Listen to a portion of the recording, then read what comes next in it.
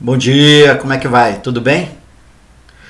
Meu nome é Tarek Souza e continuo aqui nesse projeto de leitura da Bíblia Sagrada. Hoje vamos ler e refletir juntos sobre o capítulo 9 do Evangelho de Marcos. Vamos lá? E Jesus terminou dizendo: Eu afirmo a vocês que isto é verdade. Estão aqui algumas pessoas que não morrerão antes de verem o reino de Deus chegar com poder. Jesus, Moisés e Elias. 6 dias depois, Jesus foi para um monte alto, levando consigo somente Pedro, Tiago e João. Ali eles viram a aparência de Jesus mudar. A sua roupa ficou muito branca e brilhante, mais do que qualquer lavadeira seria capaz de deixar.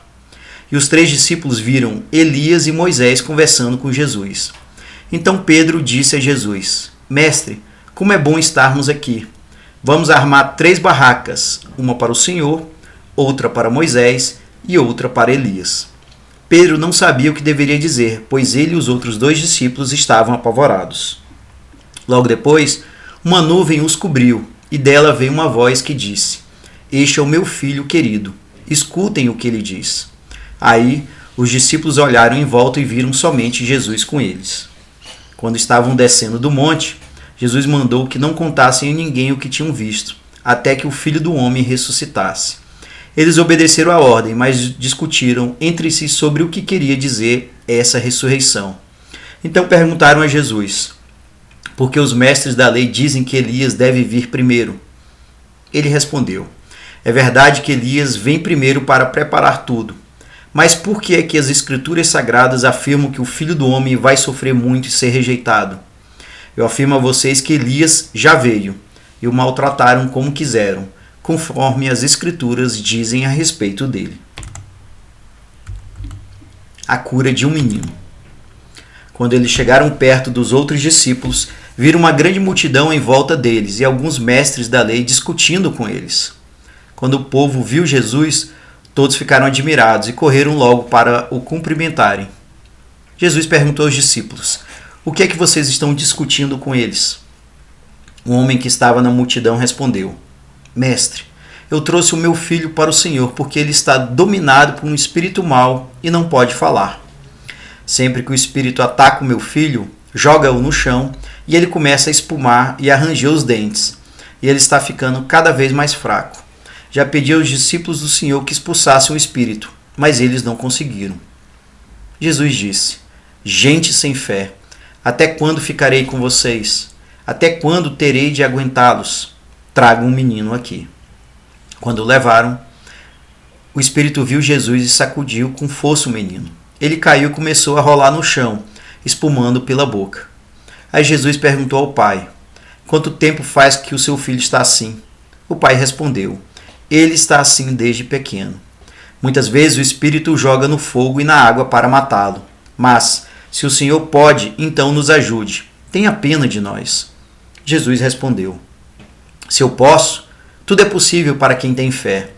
Então o pai gritou: Eu tenho fé. Ajude-me a ter mais fé ainda.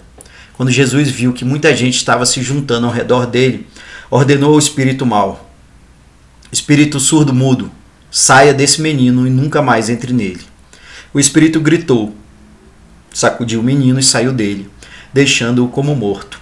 Por isso todos diziam que ele havia morrido. Mas Jesus pegou o menino pela mão e o ajudou a ficar de pé. Quando Jesus entrou em casa, os seus discípulos lhe perguntaram em particular: Por que foi que nós não pudemos expulsar aquele espírito? Jesus respondeu: Esse tipo de espírito só pode ser expulso com oração. Jesus falou outra vez da sua morte e da sua ressurreição. Jesus e os seus discípulos saíram daquele lugar e continuaram atravessando a Galileia. Jesus não queria que ninguém soubesse onde ele estava, porque estava ensinando os discípulos. Ele lhes dizia: O Filho do Homem será entregue nas mãos dos homens, e eles vão matá-lo, mas 3 dias depois ele ressuscitará. Eles não entendiam o que Jesus dizia, mas tinham medo de perguntar. Quem é o mais importante? Jesus e os discípulos chegaram à cidade de Cafarnaum.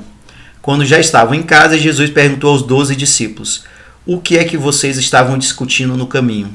Mas eles ficaram calados, porque no caminho tinham discutido sobre qual deles era o mais importante. Jesus sentou-se, chamou os 12 e lhes disse: se alguém quer ser o primeiro, deve ficar em último lugar e servir a todos. Aí segurou uma criança e a pôs no meio deles, e abraçando-a, disse aos discípulos: aquele que, por ser meu seguidor, receber uma criança como esta, estará também me recebendo.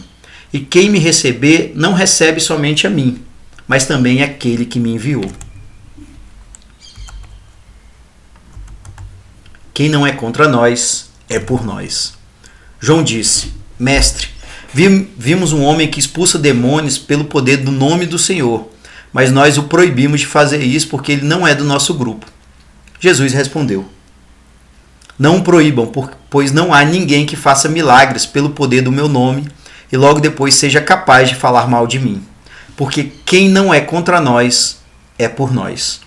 Eu afirmo a vocês que isto é verdade. Quem der um copo de água a vocês, porque vocês são de Cristo, com toda certeza receberá a sua recompensa. O perigo do pecado. Jesus continuou: quanto a estes pequeninos que creem em mim, se alguém for culpado de um deles me abandonar, seria melhor para essa pessoa que ela fosse jogada no mar, com uma pedra grande amarrada no pescoço. Se uma das suas mãos faz com que você peque, corte-a fora, pois é melhor você entrar na vida eterna com uma só mão do que ter as duas e ir para o inferno, onde o fogo nunca se apaga. Ali os vermes que devoram não morrem, e o fogo nunca se apaga. Se um dos seus pés faz com que você peque, corte-o fora, pois é melhor você entrar na vida eterna aleijado do que ter os 2 pés e ser jogado no inferno. Ali os vermes que devoram não morrem, e o fogo nunca se apaga. Se um dos seus olhos faz com que você peque, arranque-o, pois é melhor você entrar no reino de Deus com um olho só do que ter os 2 e ser jogado no inferno. Ali os vermes que devoram não morrem, e o fogo nunca se apaga.